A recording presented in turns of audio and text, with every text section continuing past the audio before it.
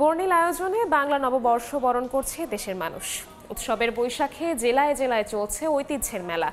বিস্তারিত জানাতে নওগাঁর বিয়াম স্কুল চত্বরে আছেন সহকর্মী এম.আর. রকি, পঞ্চগড় সরকারি অডিটোরিয়াম চত্বরে আছেন সোহাগ হায়দার এবং খুলনা বিশ্ববিদ্যালয়ে আছেন তানজিম আহমেদ।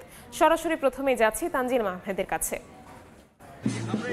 বাঙালি ঐতিহ্যে যে চিরায়ত উৎসব নববর্ষ, সেটি আজকের দিনে 1432-এর প্রথম দিন আনন্দঘন পরিবেশে খুলনার বিভিন্ন স্থানে উদযাপিত হচ্ছে। আমরা এই মুহূর্তে রয়েছি খুলনা বিশ্ববিদ্যালয়ে। সেখানে আসলে সকাল থেকেই বিভিন্ন আয়োজন করা হয়। এই মুহূর্তে একটা আনন্দ শোভাযাত্রা, যে বর্ষবরণের র্যালি রয়েছে, সেটি ক্যাম্পাসের বিভিন্ন স্থান প্রদক্ষিণ করছে। এই মুহূর্তে এটা আসলে ক্যাম্পাসের বিশ্ববিদ্যালয়ের মাঠের সামনে থেকে শুরু হয়ে হাদি চত্বরে এসেছে।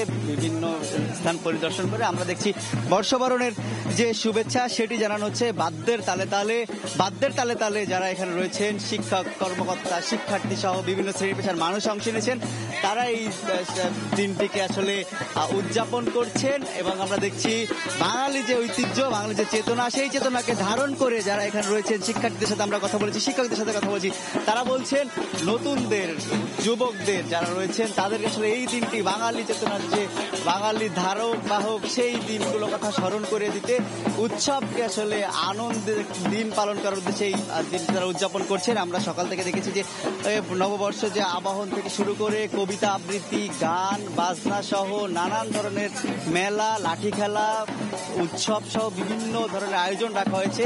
এর আগে খুলনা সকাল 8টায় কিন্তু জেলা প্রশাসনের আয়োজনে র্যালি করা হয় হাদিস পার্কে এবং এরপর কিন্তু খুলনা বিশ্ববিদ্যালয়ে দিনব্যাপী কর্মসূচি রাখা হয়েছে। একই সাথে জানিয়ে রাখতে চাই, শুধু খুলনা বিশ্ববিদ্যালয়, খুলনার অন্য যে শিক্ষা প্রতিষ্ঠানগুলো রয়েছে, বেশিরভাগ শিক্ষা প্রতিষ্ঠানে আমরা দেখেছি বিভিন্ন ধরনের উৎসবে আনন্দের দিনটিকে স্মরণ করা হচ্ছে। নানা ধরনের প্রতিকৃতি নিয়ে ফুলে ফল সেজে বাঙালির যে বিভিন্ন কৃষ্টি কালচার, সেগুলো তুলে ধরা হচ্ছে গানে গানে, কথায়, আবৃত্তি, কবিতার মাধ্যমে। অর্থাৎ এখানে শিক্ষকরা রয়েছেন, তারাও জানাচ্ছেন, শিক্ষার্থীরা বলছেন নতুন যে দিনগুলো আসবে সেই দিনগুলো আসলে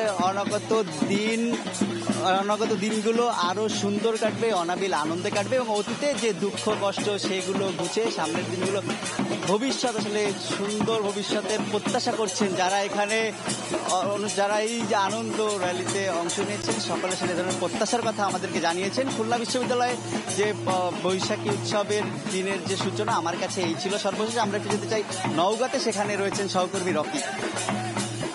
বৈশাখ মানে প্রাণের উচ্ছ্বাস। বৈশাখের এই দিনটির জন্য যেন দীর্ঘ প্রতীক্ষার একটা প্রহর ছিল।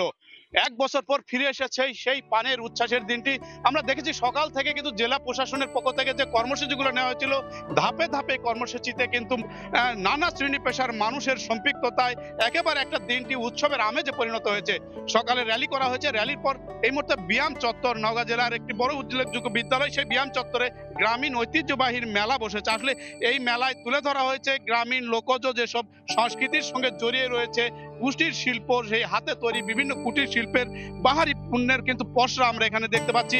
এবং এই দিনব্যাপী কর্মসূচিতে সাধারণ মানুষের যে উচ্ছ্বাস, যে আবেগ, যে ভালোবাসা, তা কিন্তু একেবারে যেন ঢল নেমেছে। সাধারণ মানুষের এই দোকানগুলোতে আসছেন, দেখছেন, অনেকে কিনছেন, কিন্তু সর্বোপরি যে একটা বর্ণাঢ্য আয়োজনের যে আমেজ, তা কিন্তু এই মুহূর্তে নওগাঁর এই বিয়াম চত্বরে আমরা লক্ষ্য করছিলাম। দীর্ঘদিন পর যেন নতুন করে একটা প্রাণের যে ছোঁয়া, প্রাণের যে প্রাণবন্ততা, তা কিন্তু এই মেলার মাধ্যমে ফুটে উঠেছে নওগাঁয়। এবং এই জেলা প্রশাসন এবং জেলা শিল্পকলা একাডেমির উদ্যোগে এই মেলায় আমরা দেখছিলাম প্রায় 40টির মতো স্টল বসেছে, যে স্টলগুলোতে গ্রামীণ ঐতিহ্যের যে ছোট ছোট কুটির শিল্প, হাতে তৈরি এবং মাটির যেসব কুটির শিল্প রয়েছে, এই শিল্পগুলো আসলে আমাদের লোকজ সংস্কৃতির কিন্তু সেই 100-150 বছর আগের এক ধরনের যে সংস্কৃতির ধারক, সেই জিনিসগুলো কিন্তু এই মেলার মাধ্যমে এখানে তুলে ধরা হয়েছে। এবং এই মেলা আসলে শুধুমাত্র বাঙালির মেলা মনে হচ্ছে না, এখানে যেন সর্বদল মহলের যেন একটা উচ্ছ্বাসের আবেগ, দলমত নির্বিশেষে সাধারণ মানুষের এখানে সম্পৃক্ততা। বিভিন্ন খাবার পসরা নিয়ে সাজানো হয়েছে দোকানগুলোতে, গ্রামীণ যেসব খাবার। আসলে এই প্রজন্মের ছেলে মেয়েরা যাদেরকে বোঝানো হচ্ছে যে বিভিন্ন সামাজিক যে অনুষ্ঠানগুলো রয়েছে, অ্যান্ড্রয়েড ফোনের মাধ্যমে তাদের যে সম্পৃক্ততা, এই মেলাগুলো কিন্তু নতুন ভাবে তাদের সেই উচ্ছ্বাস, তাদের পরিচিত করে তুলছে।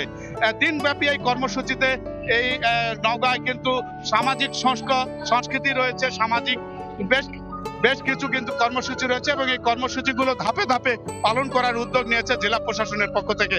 তবে পুরো প্রশাসনিক এবার কিন্তু একটা ভিন্ন ধারার কিন্তু এখানে আমরা উচ্ছ্বাস আমরা দেখতে পাচ্ছিলাম। সব মিলে দিনব্যাপী এই কর্মসূচিতে প্রাণের উচ্ছ্বাস, বৈশাখের বরণের উচ্ছ্বাস আমরা দেখব।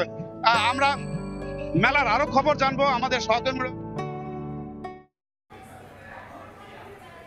সরাসরি যুক্ত ছিলাম নওগাঁতে, তার আগে ছিলাম খুলনায়।